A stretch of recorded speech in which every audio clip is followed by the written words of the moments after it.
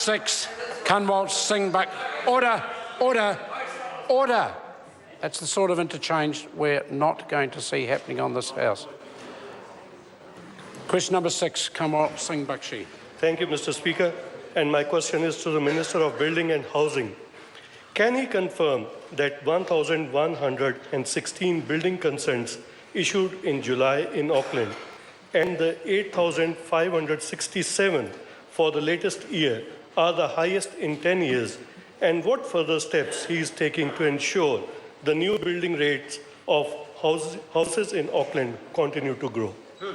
Speaker. The Honourable Dr. Nick Smith. Yes, building is at a faster rate than a decade, and the initiatives the government has taken with the Housing Accord and special housing areas are bearing fruit.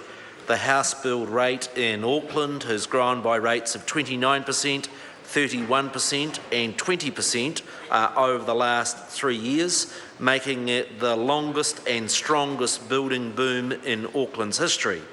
The next hurdle is the fast-track zoning powers of the Special Housing Area Law expires in October next year. It's crucial that we support Auckland in completing the unitary plan by then.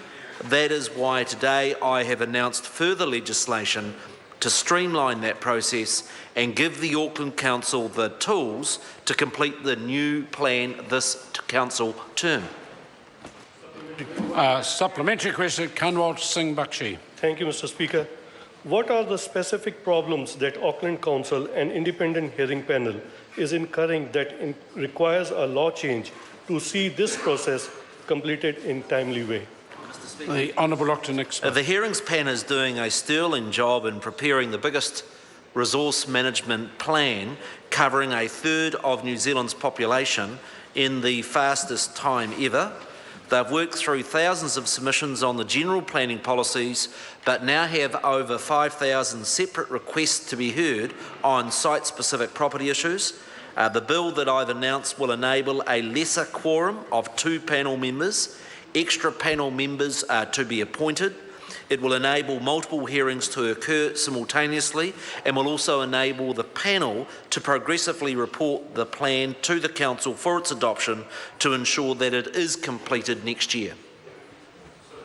Supplementary question, Kanwaljit Singh Bakshi. Thank you, Mr. Speaker.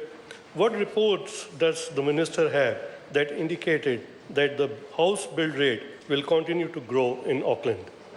The Honourable Dr. Nick Smith. Mr. Speaker, the National Construction Pipeline report prepared by Brands and Pacificon is projecting a massive investment in new housing over the next 6 years. It projects 80,000 new homes being built in Auckland over that period, as compared with 30,000 over the past 6 years. I'm particularly encouraged by the fact that this year's report predicts a grower rate 26% faster than their report of just 1 year ago. The challenge for the Government and Council is in streamlining the planning and the resource and the building consent process, that we also ensure the new communities and homes that are being built are of good quality. Supplementary question, Phil Twyford. Can he confirm that at the current build rate of only 8,567 consents per year in Auckland, that based on the Productivity Commission's analysis, the housing shortfall will grow from 32,000 last year to nearly 59,000 by 2020, and that's the Productivity Commission. The Honourable Dr. Nick Smith. Mr. Speaker, no, I don't accept that, and I don't accept the members' analysis of the build rate. It's interesting to note that when Labor released their housing policy at the last election, it said it would take them 5 years to grow the build rate as fast as what we have achieved, i.e.